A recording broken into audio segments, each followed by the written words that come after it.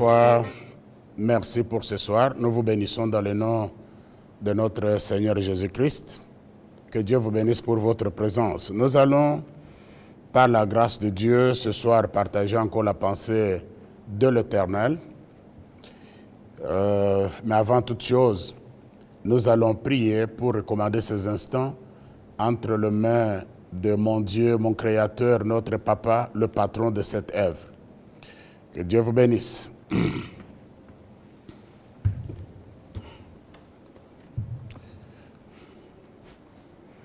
Tendre Père, je bénis ton nom ce soir. Toi, le parfum du commencement, le victorieux ancien, celui qui a la demeure dans le dernier nuée, ton nom s'appelle Lève-toi. Je bénis ton nom parce que tu me permets encore ce soir de parler à ton peuple. Je me soumets à ta parole, à ton autorité, Seigneur. Merci pour la grâce que tu m'accordes. Qui suis-je? Je suis le moindre de tous. Laisse que toi, tu te glorifies encore ce soir. Papa, il y a les attentes. Le peuple a besoin de toi. Je me soumets à toi. Je m'incline à ton autorité. Que tu sois mon Dieu qui parle. Parle à ton peuple, ils ont besoin de toi. Tu es le parfum du commencement, le victorieux ancien. Tu es celui qui a la demeure dans le dernier nuée. Ton nom s'appelle Lève-toi. Lève-toi ce soir. Lève-toi, Papa. Saint-Esprit, mon ami, mon associé, mon coach, toi, mon guide principal, je viens encore t'inviter. Qui suis-je? Je veux que je diminue, toi tu croisses. Brille ma langue, éloigne de ma bouche tout ce qui n'est pas de toi. Je veux que je diminue, toi tu croisses. Libère ton atmosphère spirituelle et ton entendement spirituel. Glorifie-toi, Seigneur. Glorifie-toi, mon Dieu. Je me soumets à toi. Je me soumets, Papa. Béni sois-tu. Au nom de Jésus. Amen.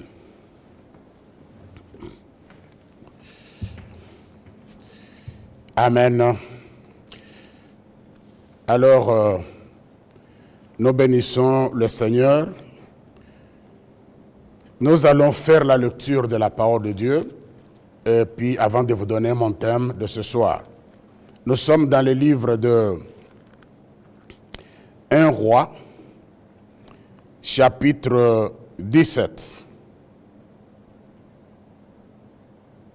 1 Roi, chapitre 17, versets 1 à 6.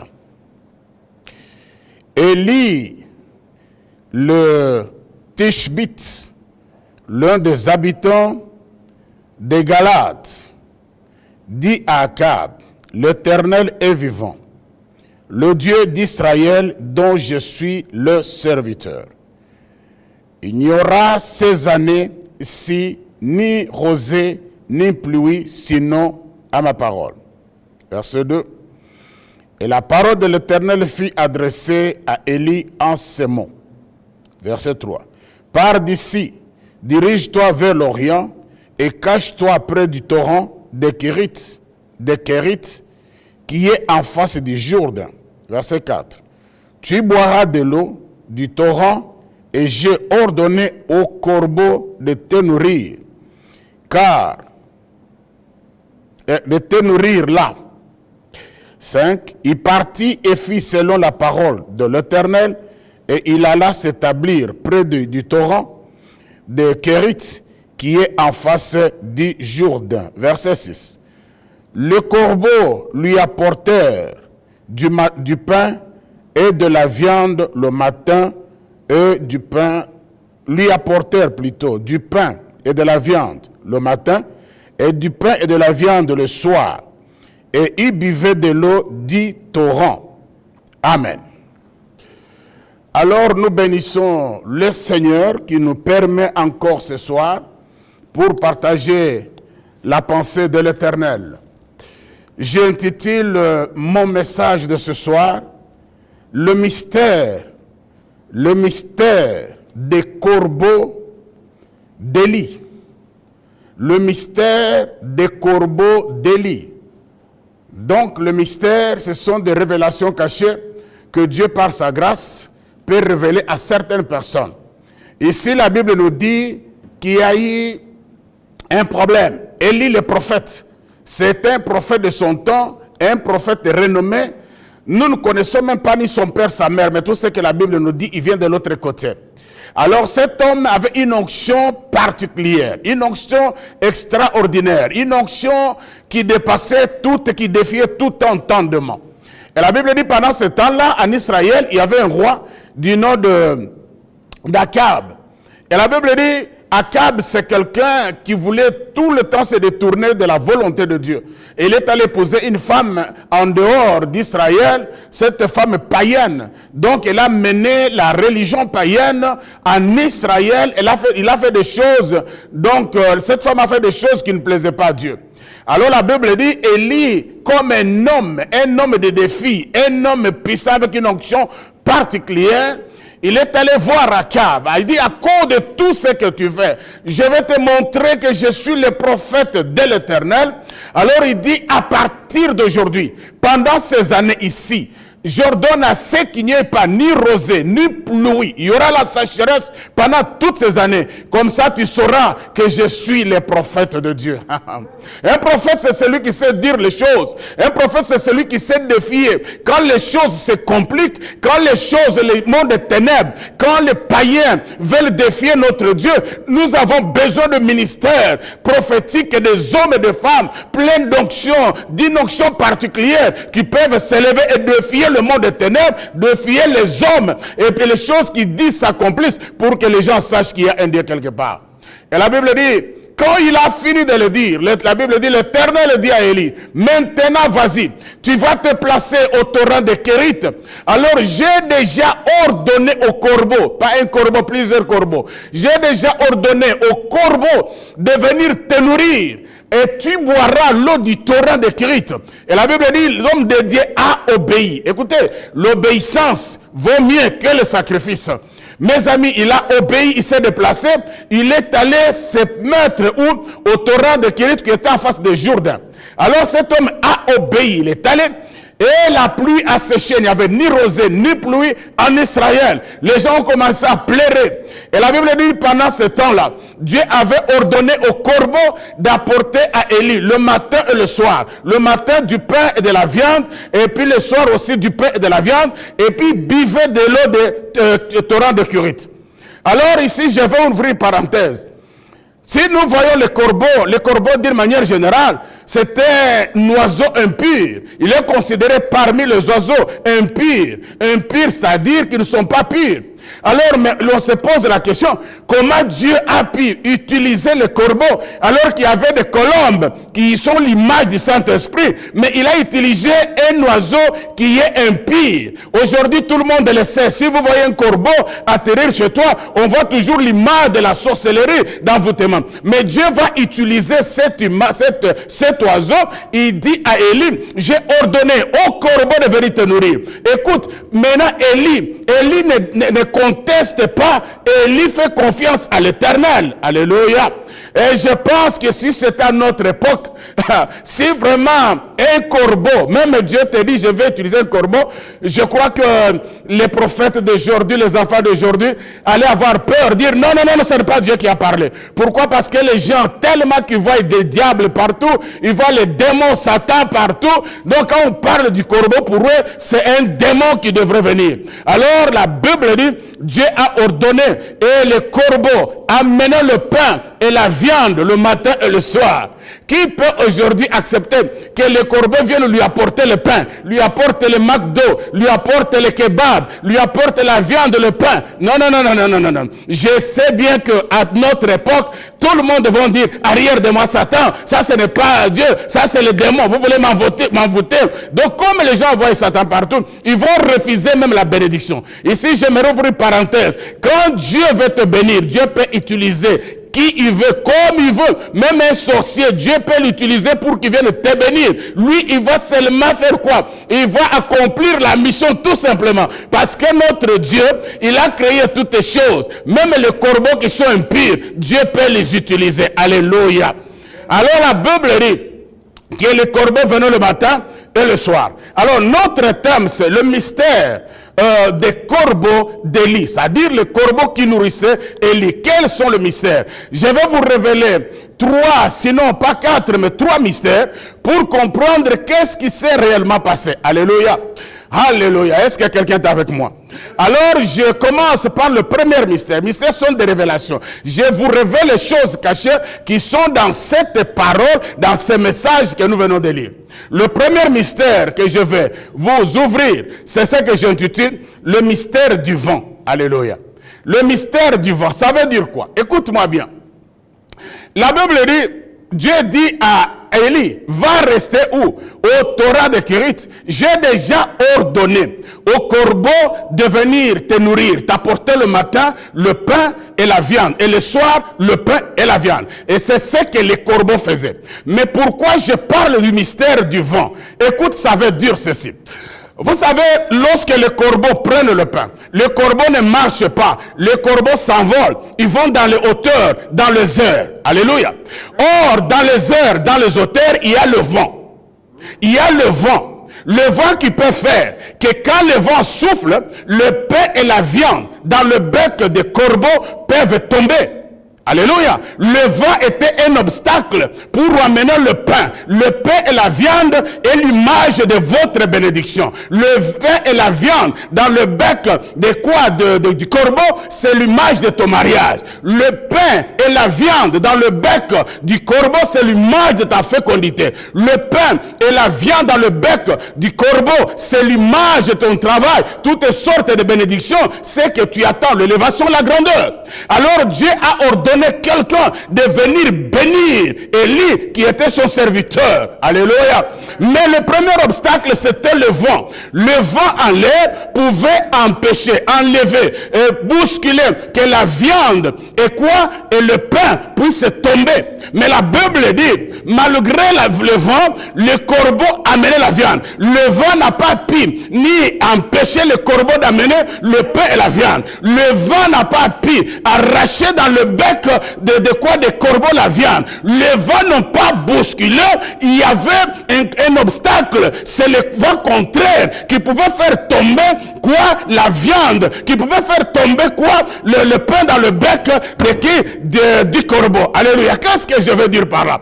Je veux dire par là que le corbeau, c'est le porteur de ta bénédiction. Le bec, le pain et la viande dans la bouche, dans le bec, c'est ta bénédiction. C'est pour dire, quel que soit les mouvements sataniques, quelle que soit la sorcellerie, quels que soient les obstacles, les combats, ce que Dieu a destiné pour toi, il est pour toi, ça doit arriver, quels que soient les obstacles, quel que soit le vent, quelle que soit la sorcellerie, quels que soient les envoûtements, ce que Dieu t'a destiné, aïe aïe aïe, ça doit arriver, rien ne peut empêcher ce que Dieu a destiné pour toi. Les sorciers peuvent se lever, les envoûteurs peuvent se lever, tout le monde peut se lever, la sorcellerie peut se lever, les envoûtements peuvent se lever, mais ce que Dieu a destiné pour toi, personne ne peut l'arracher, qu'il neige, qu'il monte. Je suis venu te dire, ta bénédiction est à toi, ton mariage est à toi, la procréation est à toi, l'élévation que Dieu t'a déjà promis. Tu as reçu la promesse de Dieu, il t'a dit qu'il va te bénir, quelle que soit la sorcellerie de ta famille, quelle que soit la sorcellerie des voisins, quelle que soit la sorcellerie du quartier, quelle que soit la sorcellerie de ton entourage, personne, parce que c'est destiné à toi de la même manière que le vent n'a pas pu arracher dans le bec du corbeau, c'est de la même manière qu'il n'y a aucun sorcier, il n'y a aucun envoûteur, il n'y a aucun obstacle qui peut empêcher à ce que Dieu t'a destiné arrive à toi. Alléluia. Waouh. Le mystère du corbeau. Et pourtant, il n'y avait pas que le vent. Dans les airs, il y a les aigles. Dans les airs, il y avait d'autres oiseaux. Dans les airs, il y avait plusieurs oiseaux qui rencontraient le corbeau. Dans les airs, il y a les aigles qui pouvaient arracher. Et en plus, et même les corbeaux sont des carnivores. Comment un carnivore peut garder la viande dans ses becs et ne pas le manger? Aïe, aïe, aïe, quel mystère! C'est parce que ce qui est à toi, est à toi, frère. Ce que Dieu a destiné pour toi. Même un sorcier, Dieu peut l'utiliser d'amener ta bénédiction sans qu'il le mange. Comment les carnivores ne peuvent pas manger la viande qui était entre leurs becs? Parce que c'est destiné à toi. Aucun sorcier, aucun marabout, aucun féticheur ne peut arrêter ce que Dieu a destiné pour toi. Dis-moi amen. Le vent ne pouvait pas. Les autres oiseaux ne pouvaient pas. C'était dans le bec des corbeaux. Destination Élie. Destination Élie. Ce que Dieu t'a destiné, cela arrivera. Quel que soit le manœuvre, quel que soit le combat, quel que soit le temps, ça arrivera, frère. Parce que c'est Dieu qui a donné l'ordre. Quelqu'un peut me dire amen. Oh, je parle à quelqu'un. Waouh, waouh, waouh, waouh, waouh. Le mystère du vent. Qu'est-ce qui peut arrêter? Personne ne peut s'opposer à ce que Dieu a dit. Si Dieu t'a promis, Dieu est capable de réaliser. Il n'y a personne. Ils peuvent se lever. Les gens peuvent dire. Les sociétés peuvent se lever. Les marabouts, les envoûtements. Mais ça ne peut pas arrêter ce que Dieu a décidé pour toi. Est-ce que quelqu'un peut me dire amen? Waouh, waouh, waouh. Ce qui est à toi est à toi. Personne n'a pas pu l'arracher. Et même lui-même, le corbeau, n'a pas pu manger. Et vous savez que le corbeau, c'est un carnivore. Il mange la viande. Ils n'ont pas pu manger la viande qui était dans leur bec parce que cela était destiné à qui? À Élie. Ce qui est à toi est à toi. Ce que le Seigneur a écrit pour toi, ça arrivera. Quel que soit le manœuvre, ça finira par arriver au nom de Jésus. Tous les tourbillons, il y avait des tourbillons en dehors du vent. Il y avait les tourbillons, il y avait les aigles, il y avait d'autres. Mais ni tourbillon, ni vent n'ont pas pu arrêter ce que Dieu avait pour Élie. Alléluia. Est-ce que quelqu'un est avec moi? C'est pourquoi la Bible nous dit dans le livre des Proverbes, chapitre 10, verset 22, n'allons pas lire. La Bible dit, c'est la bénédiction de l'Éternel qui enrichit et n'est jamais suivie d'aucun chagrin. C'est la bénédiction de l'Éternel qui enrichit et n'est jamais suivi d'aucun chagrin. Ça veut dire, quand Dieu te bénisse, la bénédiction de Dieu ne peut pas suivre d'aucun chagrin, quel que soit le manœuvre de l'ennemi. Ça ne peut pas. Ça peut connaître de temps de retard, mais ça finira toujours par arriver. Quelqu'un est avec moi. Alléluia. C'est pourquoi la Bible nous dit, dans le livre de Psaume 121, verset 2, le secours ne vient que de l'Éternel qui a créé le ciel et la terre. C'est-à-dire que toutes choses que toi tu as, que Dieu t'a préparé, Dieu sait les protéger, Dieu sait les secourir. Quand il y a des problèmes, il est là pour venir secourir. Quel que soit le manœuvre, il vient pour secourir ce que lui-même a fait quoi? A préparé pour vous. Est-ce que quelqu'un peut me dire amen? Le mystère du vent. La Bible dit ceci. Écoute-moi. La Bible dit ceci. Écris cette prophétie. Alléluia. Écris cette prophétie. Grave-la, car dans ton cœur, car c'est une prophétie dont le temps est déjà fixé. Si elle marche vers son terme, si elle tarde, attends-la, elle finira par s'accomplir et s'accomplira certainement. Écoute encore. Écris cette prophétie, écris cette promesse, grave-la sur les tables de ton cœur, car c'est une promesse, c'est une prophétie dont le temps est déjà fixé. Elle marche vers son terme. Si elle tarde, attends-la, elle finira par s'accomplir et s'accomplira certainement. Ça veut dire quoi? Ça veut dire que ça peut tarder parce qu'il y a le vent. Ça peut tarder parce qu'il y a les tourbillons. Ça peut tarder parce qu'il y a d'autres oiseaux. Mais ça finira par s'accomplir. Ça finira par arriver. Attends-la, même si ça tarde. Je suis venu dire à quelqu'un, tu es en train d'attendre une bénédiction parce que le Seigneur t'a promis. Je te dis, attendez, cela va venir. Tu me dis peut-être, oh non, pasteur, ça fait déjà une année, ça fait déjà 6 mois. Ce n'est pas un problème. Ma Bible à moi me dit, attends-la, elle finira par s'accomplir et s'accomplira certainement. Quelqu'un peut me dire amen. Alléluia. Oh, ça finira par s'accomplir et s'accomplira certainement. Alléluia. Si ta bénédiction tarde, attends-la. Si ton mariage tarde, attends-la. Attends ton mariage. Si la fécondité tarde, attends-la. Si une bénédiction attend, attends-la. Si l'élévation attends-la, sur l'être, attends-la, elle finira par s'accomplir et s'accomplira certainement. Parce que il y a un corbeau que Dieu a déjà ordonné. Aïe, aïe, aïe. Ça doit arriver parce qu'il y a déjà un corbeau. Il y a un corbeau pour toi. Toi qui attends le mariage, il y a un corbeau pour toi. Toi qui attends les enfants, il y a un corbeau que Dieu a déjà ordonné. Il a déjà donné l'ordre. Il est en route, le corbeau, porteur de ta bénédiction. Là où tu es, attends-la. Elle finira par s'accomplir. Et ça, aïe, aïe, aïe, s'accomplira éternellement. Je t'annonce qu'il y a un corbeau que Dieu a déjà annoncé. Tu ne connais pas son nom, mais le corbeau est en route pour t'apporter ta bénédiction. Oh! Est-ce que je parle à quelqu'un? Alléluia! Waouh, waouh, waouh, waouh! Voilà pourquoi, lorsque Élie était arrivé à la fin de son temps, de son ministère, la Bible lui avait dit d'aller oindre Élisée le prophète. Et la Bible dit, lorsqu'il a appelé Élisée, il a dit, laisse tout, suis-moi. Il a commencé à le suivre. Et puis il lui dit, demande-moi ce que tu veux, je te le donne. Et cet homme d'Élisée dit à Élie, je veux la double portion de ton onction. Il dit, si tu me vois partir, si tu me vois, autrement dit pour dire ce que tu demandes, c'est bien. C'est une chose qu'on ne donne pas facilement. Mais si tu me vois partir, ça veut dire quoi? Si tu es attentif. Si tu es attentif, parce que les grandes choses pour le recevoir, les grandes bénédictions, il faut être attentif. Si tu me vois partir, alors, ta Bible dit, pendant qu'il allait, le prophète Élisée était avec Élie. Élie lui dit, reste ici. Il dit, non, je ne reste pas. Reste, il refuse de rester. Et arrivé quelque part, alors il dit, demande ce que tu veux. Il lui demande. Et pendant ce temps-là, il y avait les 50 fils des prophètes qui étaient aussi des prophètes qui étaient là. Ils savaient qu'Élie sera enlevé. Mais elle n'était pas attentif. Et la Bible dit, et aussi ils avaient besoin de quoi? Ils avaient besoin de manteau d'Élie, parce que l'onction d'Élie, c'était une onction extraordinaire, une onction formidable. Cet homme-là, c'est quelqu'un qui peut parler avec toi ici, en un clin d'œil, il se retrouve dans un autre pays. Il avait une onction extraordinaire. Tout le monde attendait, mais la Bible dit, lorsqu'Élie est monté, il a libéré le manteau. Il a libéré le manteau. Le manteau est descendu. Le manteau est descendu vers Élisée. Pourquoi vers Élisée? Parce que le manteau était destiné à Élisée.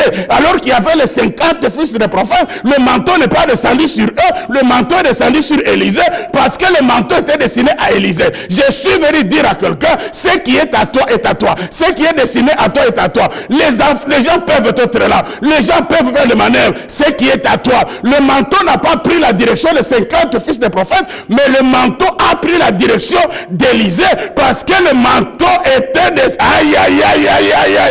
était destiné à Élisée. Je suis venu te dire, ce qui est à toi est à toi. Ça va arriver. Les gens peuvent se bousculer. Le mari là est à toi. Cette femme là est à toi. Vous pouvez être 4 candidats. Ce n'est pas un problème, mais c'est destiné à toi. Tu l'auras. Attends là, elle finira par s'accomplir et s'accomplira certes.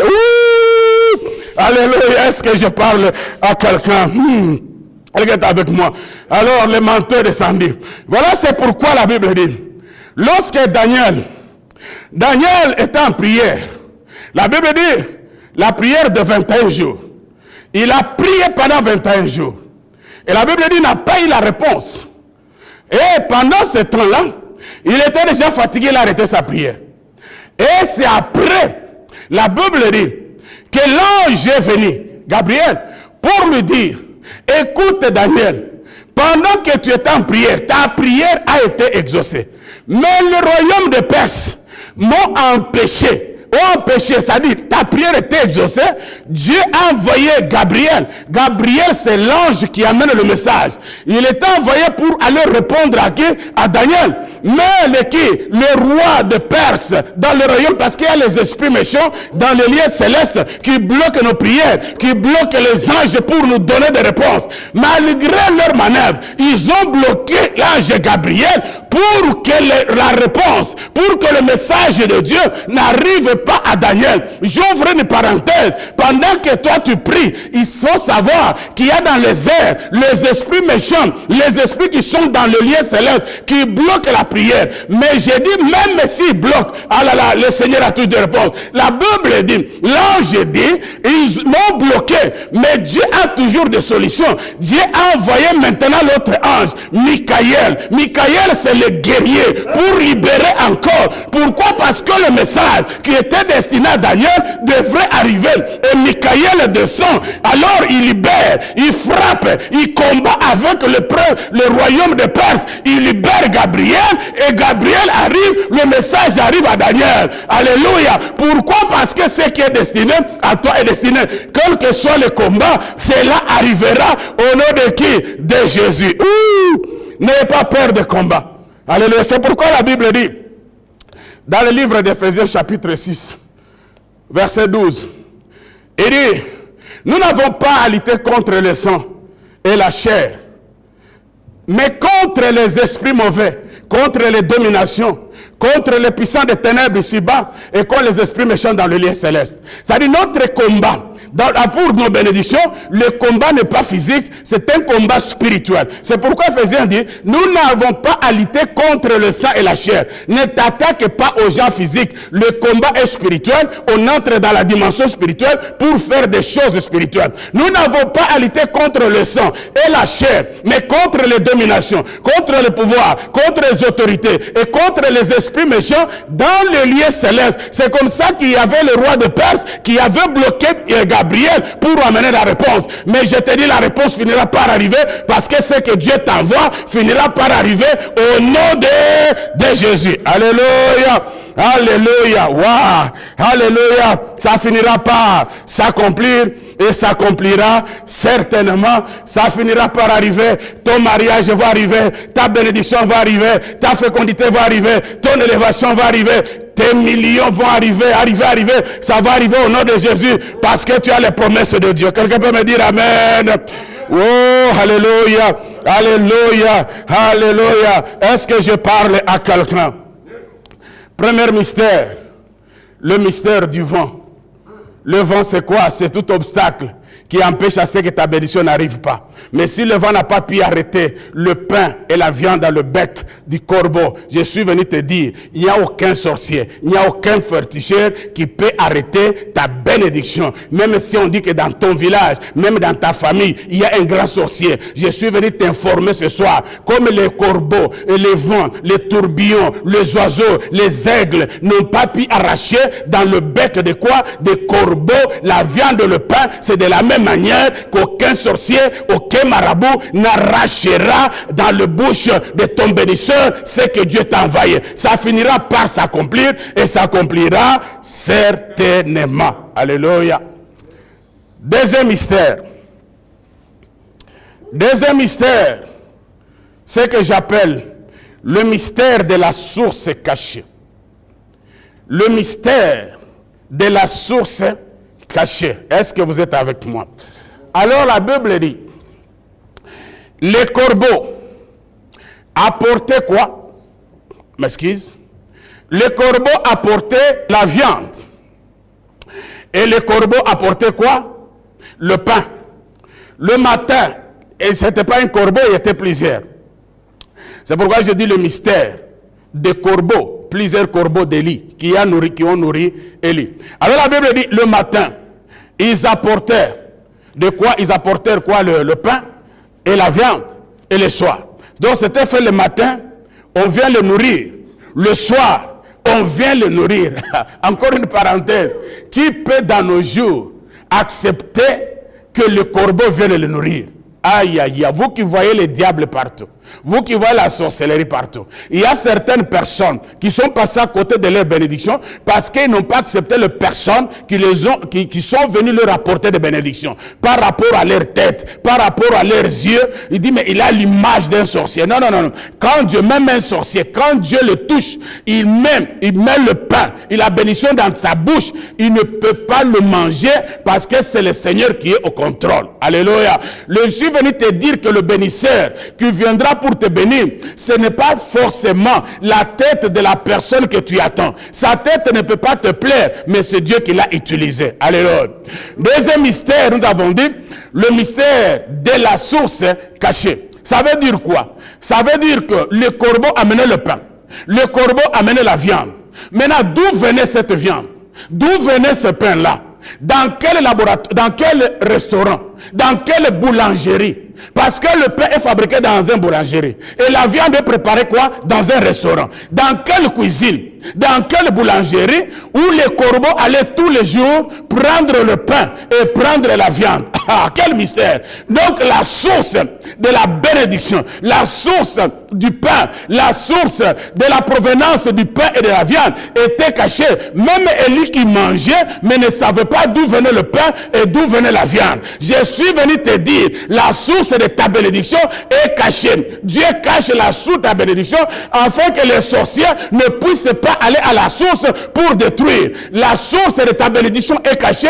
Tu vois les choses arriver, mais tu ne sais pas d'où ça vient. Il n'y a que l'Éternel seul qui connaît là où ça vient. Or, la source de notre bénédiction, c'est l'Éternel des armées. Dis-moi dans quelle boulangerie, d'où venait ce pain? Dis-moi dans quel restaurant, où était préparée la viande qu'on a menée à l'autre? Tu me demandes, oh mais d'où viendra cela? Comment je serai la bénédiction? Tu n'as pas besoin de connaître la source. Tu n'as pas besoin. Ton problème, c'est recevoir la bénédiction. Ne te pose pas la question, ça viendra d'où? Ce n'est pas ton problème. C'est l'Éternel seul qui connaît où est caché le dépôt, où il y a toutes ces choses. C'est l'Éternel seul qui connaît là où était caché les restaurants où on préparait la viande pour Élie. C'est l'Éternel lui-même qui savait où était cachée la boulangerie où les pains étaient préparés. C'est l'Éternel lui-même qui connaît là où est cachée ta bénédiction. Ta bénédiction entre les mains du Seigneur. Il est le seul qui connaît l'endroit parce que la source de bénédiction est cachée. Alléluia.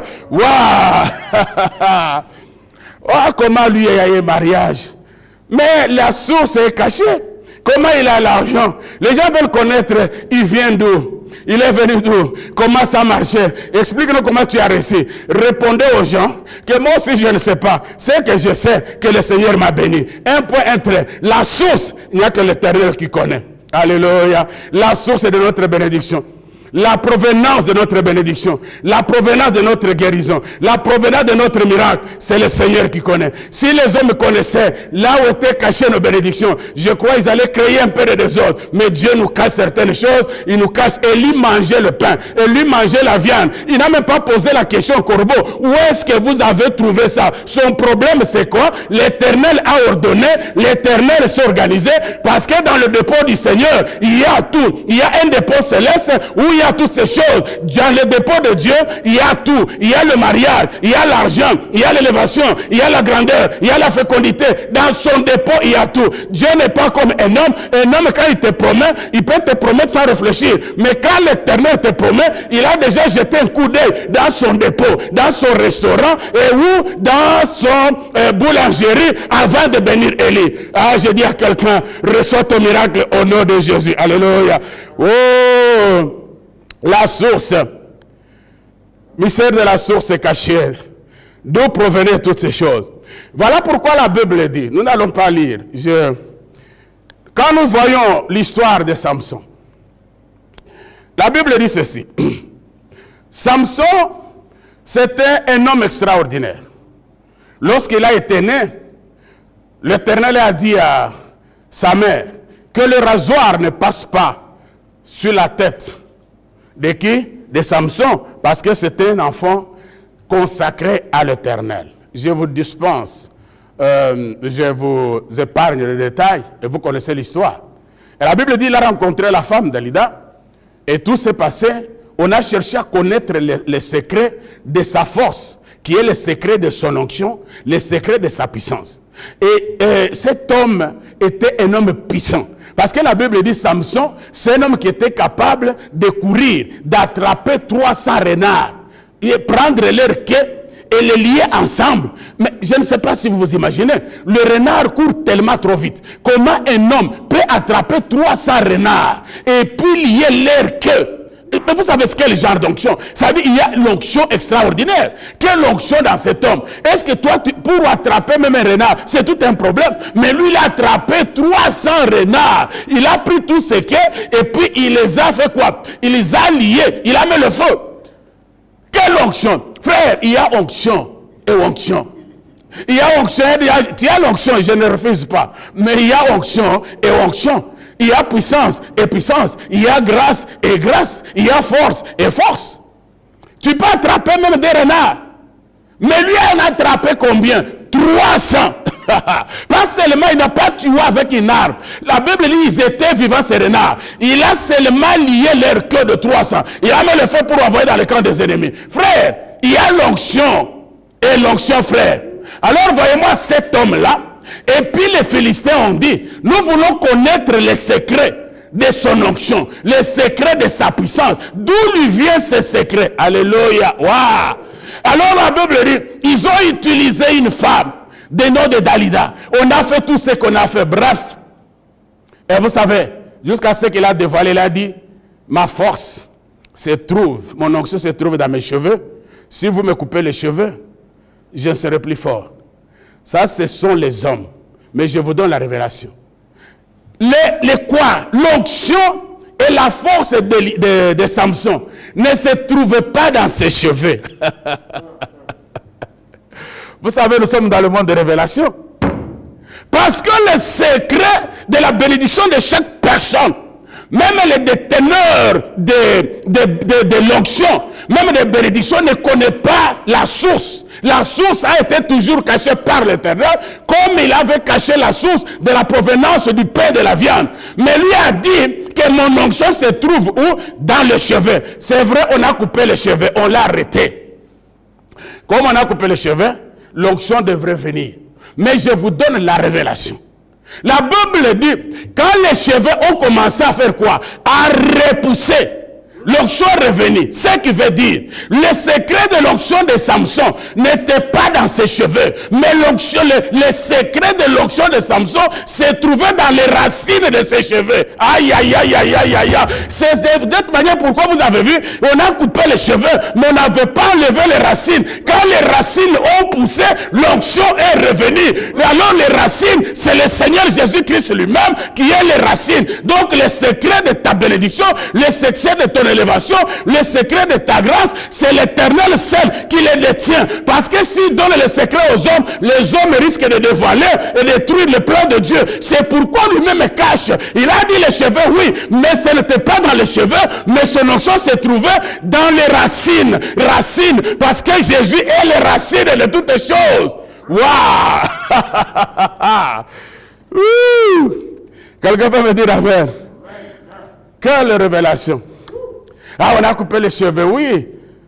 L'onction, son secret n'était pas dans les cheveux, mais c'était dans les racines de ses cheveux. Donc, le secret de ta bénédiction, tu ne le connais pas. Le racine, c'est Jésus. Alors, le secret de ton onction, le secret de ton mariage, le secret de ta bénédiction se trouve entre les mains du Seigneur. Jésus est les racines. C'est là, parce que c'est lui qui détient. Il te bénit, mais lui garde le secret de quoi? De ta bénédiction. Alléluia. Alors la Bible nous dit, c'est pourquoi la Bible nous dit, nous sommes dans le livre de Psaume 127, verset 2. La Bible nous dit, c'est en vain que vous vous levez le matin et vous vous couchez tard. Et vous mangez le pain de douleur. Il en donne autant à ses bien-aimés pendant leur sommeil. Alléluia. Alléluia. La Bible dit, Psaume 127, verset 2. Il dit, c'est en vain que vous dormez tard. Vous vous réveillez tôt. Vous mangez le pain de douleur. Mais à mes bien-aimés, je leur donne quand ils sont encore dans le sommeil. Ça veut dire quoi? Quand vous dormez tard, vous vous êtes pressé le matin d'aller chercher le pain, aller chercher les bénédictions, aller travailler pour manger. Mais l'Éternel dit à mes bien-aimés, à mes enfants, à ceux qui m'aiment, à ceux que j'ai choisis, je ne les bénis pas le matin, je les bénis quand ils sont encore dans le sommeil. Parce que le secret de la bénédiction, c'est le Seigneur seul qui connaît. Alors il dit, pendant que vous dormez, le Seigneur vous bénit. Le matin, vous réalisez l'accomplissement des bénédictions. Ce qui veut dire, la bénédiction que tu as, tu ne sais même pas d'où est venue, parce que c'est pendant que tu étais dans le sommeil, quand tu ronflais, mais le Seigneur t'a déjà béni. Et quand tu te réveilles, tu vois les choses s'accomplir, parce que le secret de la bénédiction se retrouve où? Entre les mains du Seigneur. Est-ce que quelqu'un est avec moi? Vous dormez tard, vous vous réveillez tôt pour manger le pain de douleur, le pain de souffrance. Mais à mes bien-aimés, ceux qui m'ont accepté dans leur vie comme Seigneur et Sauveur, ceux qui marchent avec moi, ceux qui me font confiance, ceux qui croient à moi, je leur bénis pendant qu'ils dorment. Je suis venu dire à quelqu'un, ce n'est pas le matin que Dieu nous bénit. Dieu nous bénit pendant que nous dormons. Le matin, nous réalisons quoi? La bénédiction de Dieu. Et vous savez, le diable nous combat la nuit. Dieu aussi nous bénit la nuit. La nuit, il y a des choses qui se passent. C'est pourquoi prie bien la nuit avant de dormir. Ne dors pas comme un bébé. Prie bien, parce qu'il y a des choses qui se passent la nuit. C'est la nuit que le diable nous combat. C'est la nuit que les sorciers nous envoûtent. C'est la nuit que les sorciers veulent nous attaquer. C'est la même nuit là aussi que l'Éternel nous bénit pendant que nous sommes endormis. C'est pourquoi prie. Avant de dormir, prie. Prie encore. Parce qu'il y a des choses qui t'attendent. Ou c'est la bénédiction de l'Éternel. Ou c'est quoi? C'est les envoûtements. Ou les attaques de l'ennemi. Alléluia. Ouh, est-ce que je parle à quelqu'un? Waouh, je sens l'onction. Je sens l'onction, je sens l'onction. Ça, c'était quoi? Le deuxième mystère, nous avons dit, le mystère de quoi? Excusez-moi. Le mystère de la source cachée. Source de ta bénédiction. Source de ta bénédiction est cachée entre les mains du Seigneur. Quelqu'un est avec moi. Alors, je vous donne le troisième mystère. Waouh! La parole, c'est la révélation. Il y a de bonnes choses. Quand vous aimez la parole, vous lisez et vous êtes en communion avec le Seigneur. Il va vous révéler des choses qui dépassent notre entendement. Alors, le troisième mystère, le mystère du changement. Le mystère du changement. Premier mystère, nous avons dit, c'est le mystère de quoi? Des corbeaux, des lits. Ah non, excusez-moi. Le mystère du vent. Deuxième mystère, c'est le mystère de quoi? Le mystère de la source cachée. Troisième mystère, c'est le mystère de quoi? Le mystère de changement. Alors, qu'est-ce que j'appelle mystère de changement? Excusez-moi. Alléluia. La Bible dit, l'Éternel a dit à Élie, j'ai déjà ordonné aux corbeaux de te nourrir le matin et le soir. Ils t'apportent le pain, ils t'apportent de la viande. Alléluia. Mais la Bible nous dit, il a ordonné à qui? Il a ordonné aux corbeaux. Mais si nous allons plus loin, nous retournons toujours dans les Écritures. Lorsqu'il y a eu la pluie de 40 jours, lors de la déluge avec Noé, la Bible dit Dieu avait ordonné à Noé de construire un grand bateau. Et puis il avait pris plusieurs espèces, chaque espèce de chaque animal, des oiseaux, de tout, il avait mis là à l'intérieur. Mais la Bible nous dit, après la pluie, quand la pluie s'est arrêtée, le premier animal que Noé a envoyé, c'était le corbeau. Il a envoyé les corbeaux pour que les corbeaux aillent et ramènent la réponse, ramènent la confirmation que la pluie est déjà baissée. Maintenant, on peut sortir de quoi? Du bateau.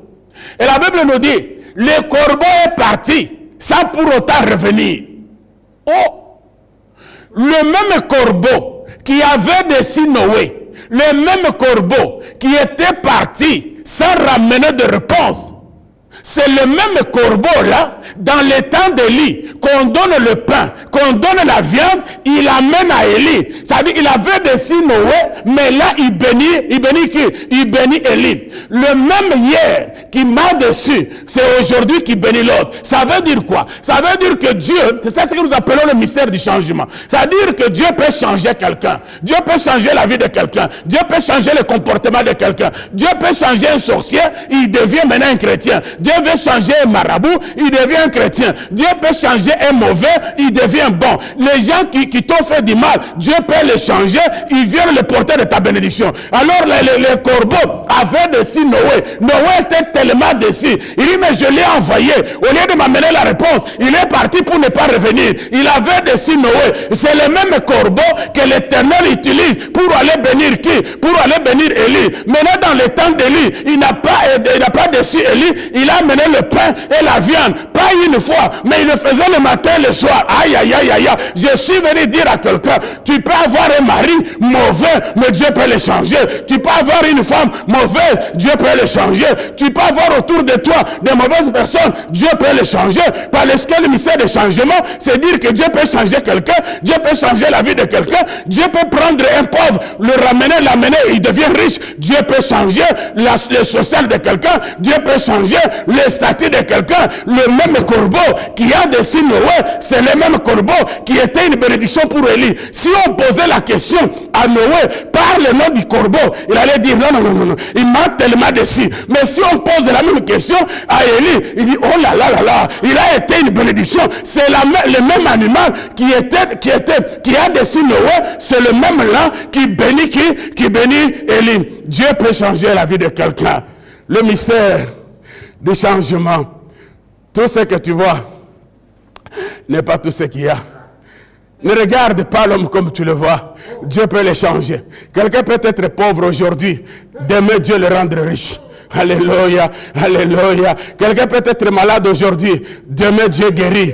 Quelqu'un peut être socialement trop bas, Dieu peut changer sa situation. Quelqu'un peut être aujourd'hui sans papier, demain Dieu peut lui donner des papiers.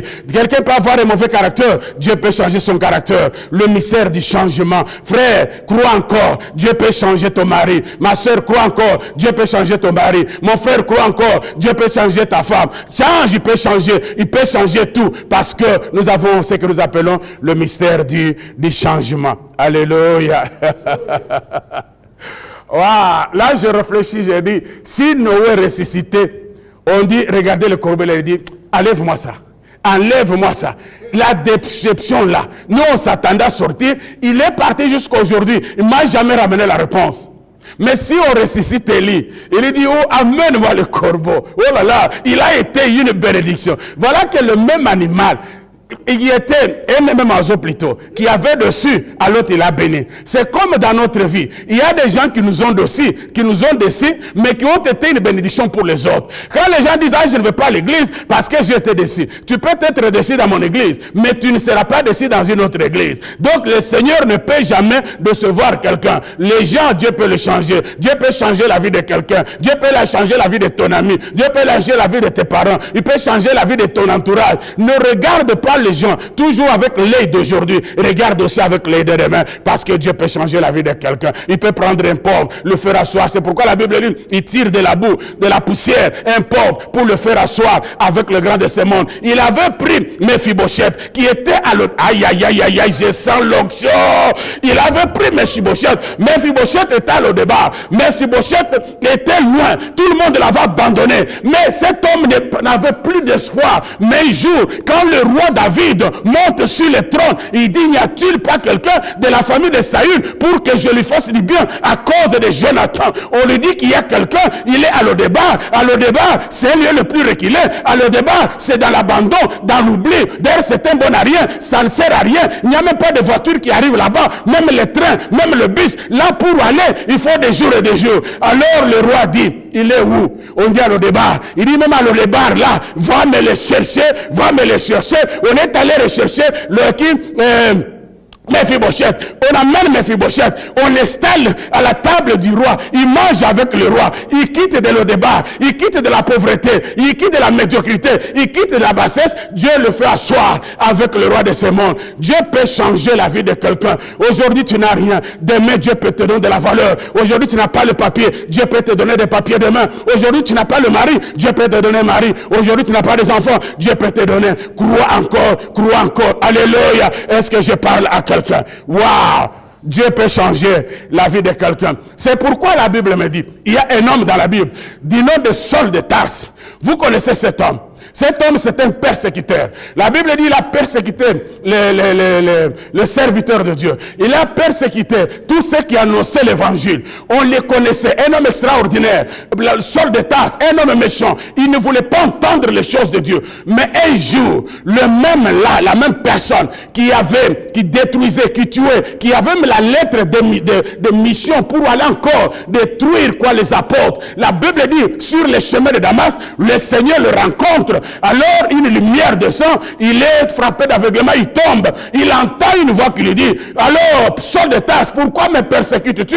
Il dit, qui es-tu qui me dit je te persécute? Il dit, je suis Jésus-Christ de Nazareth, lève-toi maintenant. Il dit, que ferai-je? Il dit, lève-toi, va maintenant sur l'avenue de la Belle, tu trouveras mon serviteur et priera pour toi. Alors je vais dire quoi? Saul de Tarse, hier ennemi de l'évangile, Saul de Tarse, Dieu l'a changé, est devenu le plus grand apôtre de la Bible, Dieu peut changer la vie de quelqu'un. Il a changé Saul de Tarse en Paul. Il peut te changer aussi. Il peut te changer.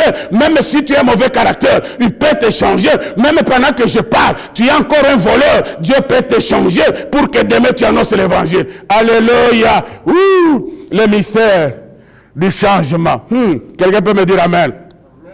C'est pourquoi la Bible dit, lorsque Jésus était amené à la croix, la Bible dit Jésus était à la croix. Alors à la croix, à côté de lui, il y avait des malfaiteurs voleurs. Et à droite et à gauche. Et la Bible dit ces gens-là étaient connus de tout le monde qui sont des voleurs. Mais l'un, il dit à Jésus, mais toi tu dis que tu es fils de Dieu, sauve-toi et sauve-nous. Alors l'autre dit, Seigneur, quand tu seras dans le paradis, souviens-toi de moi. Il s'est repenti. Et la Bible dit, Jésus a dit à cet homme, aujourd'hui même, tu seras avec moi dans le paradis. Dieu a changé la vie d'un voleur. Il était sauvé. Il l'a mené dans le paradis. Alléluia. Un voleur, Dieu a changé sa vie. Dieu peut changer ta vie. Dieu peut changer. C'est pourquoi ne méprise pas ceux qui ne connaissent pas encore le Seigneur. La Bible dit les premiers seront les derniers et les derniers seront les premiers. Il y a un temps que Dieu a déjà préparé. Dieu peut changer. Dieu peut changer quelqu'un. Dieu peut changer dans ta famille les gens. Toi, prie toujours. Toi, prie toujours. Dieu peut changer. Il a changé les voleurs à la croix qu'il est entré dans le paradis. Il a changé Saul de Tarse pour devenir pauvre. Dieu peut changer ton mari. Alléluia. Est-ce que quelqu'un peut me dire amen? Le mystère du changement. Je suis en train de chuter. Est-ce que quelqu'un est avec moi? Waouh! Dieu peut changer quelqu'un.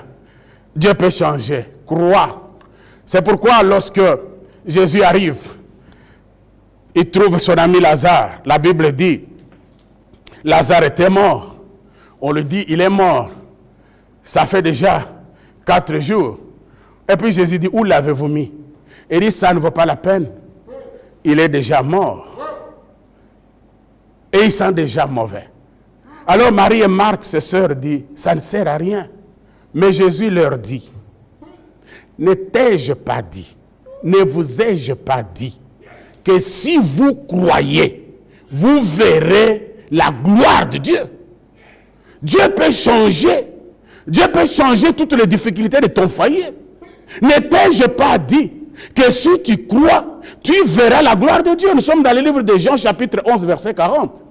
Ne t'ai-je pas dit, si tu crois, comme Dieu a changé Saul de Tarse en Paul, voleur à la croix, à un sauvé dans le paradis, Dieu peut changer. Ne t'ai-je pas dit que si tu crois, est-ce que tu crois? Si tu crois, ton mariage peut changer. Si tu crois, ta vie peut changer. Si tu crois, Dieu peut changer ton mari. Il peut changer ta femme. Il peut changer ta famille. Il peut changer tes parents qui sont dans l'occultisme. Dieu peut les changer parce que Saul de Tarse a été changé en Paul. Dieu les changera aussi de l'occultisme au christianisme. Dieu peut changer. Ne t'ai-je pas dit que si tu crois? Est-ce que tu crois? Si tu crois, tu verras la gloire de Dieu. Alléluia. Waouh. Je vais chuter par là. En conclusion, écoute. Excusez-moi. L'Éternel avait dit à Élie, il a dit d'aller rester où? Il lui a dit, toi tu vas rester où? Tu vas rester au torrent des Kérith. C'est là où on viendra t'amener le pain et la viande par les corbeaux. Et toi, tu boiras l'eau de quoi? Torrent de Kérith. Torrent de Kérith, c'est une source. Là où coule l'eau. Or, la source, c'est Jésus. La Bible dit, je suis la source d'eau vive. Ça veut dire quoi? La torrent de Kérith, c'est la source. La source égale à Jésus. Jésus égale à la parole parce que la Bible nous dit au commencement était la parole était avec Dieu, la parole était Dieu, toutes choses ont été créées par la parole, rien de ce qui a été créé n'a été créé sans elle, en elle était la vie était la lumière du monde. 12 à 14, à tous ceux qui l'ont reçu, à tous ceux qui l'ont à son nom, elle a donné le pouvoir de devenir enfant de Dieu. Elle, c'est qui? C'est la parole qui donne le pouvoir de devenir enfant. On n'est pas enfant de Dieu, on le devient par le pouvoir de elle. Et elle a donné le pouvoir de devenir enfants de Dieu, lesquels ne sont pas nés ni de la chair, ni du sang, mais de la volonté de Dieu. 13-14 dit, la parole a été faite chair, elle a habité parmi nous, pleine de grâce et de vérité, et nous avons contemplé sa gloire comme la gloire du Fils unique qui venait de Dieu. Donc la parole c'est Jésus, la source c'est Jésus, Jésus est la parole.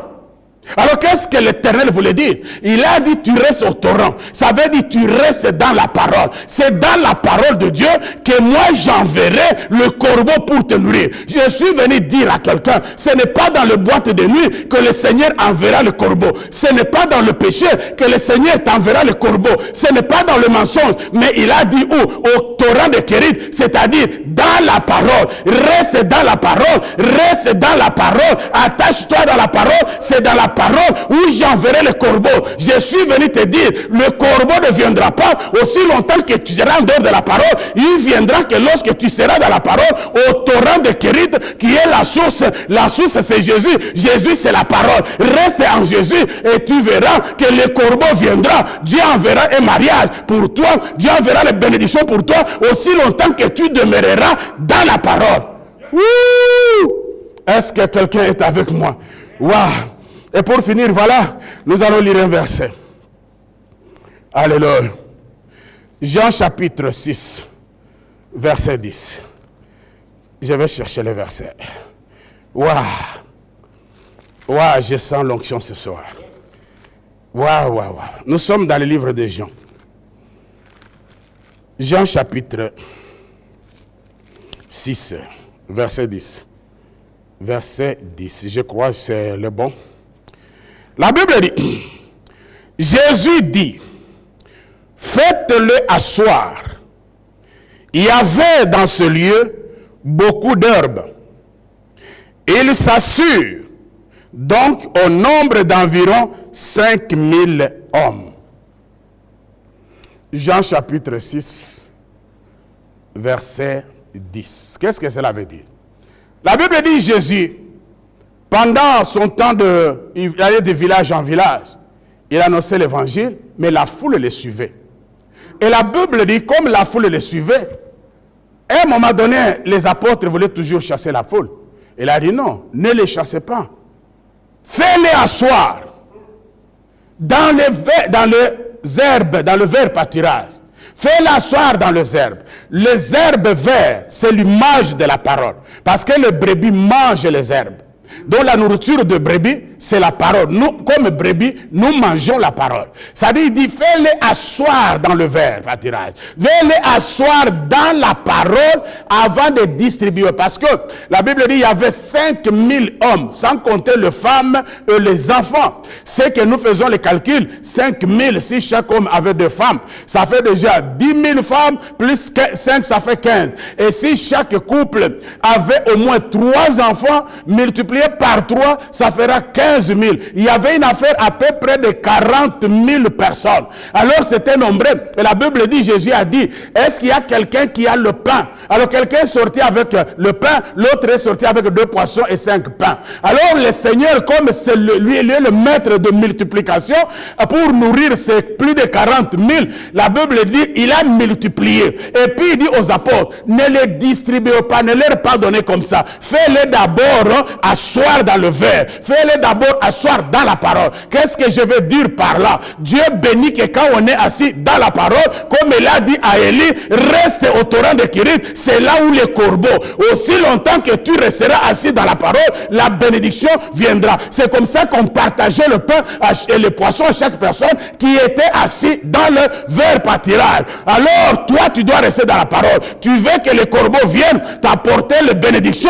Reste où? Dans la parole. C'est dans la parole où il y a ta bénédiction. La parole, c'est Jésus. La parole, c'est la source d'eau vive. Voilà, mon frère, la parole, la bénédiction, Dieu ne te l'enverra pas en dehors. Ce n'est pas dans des boîtes de nuit. Ce n'est pas dans des bars. Ce n'est pas dans le péché. Ce n'est pas dans le désordre. Mais aussi longtemps que tu demeures dans la parole, Dieu enverra les corbeaux. Les corbeaux viendront encore te bénir. Que mon Dieu vous bénisse. Alléluia.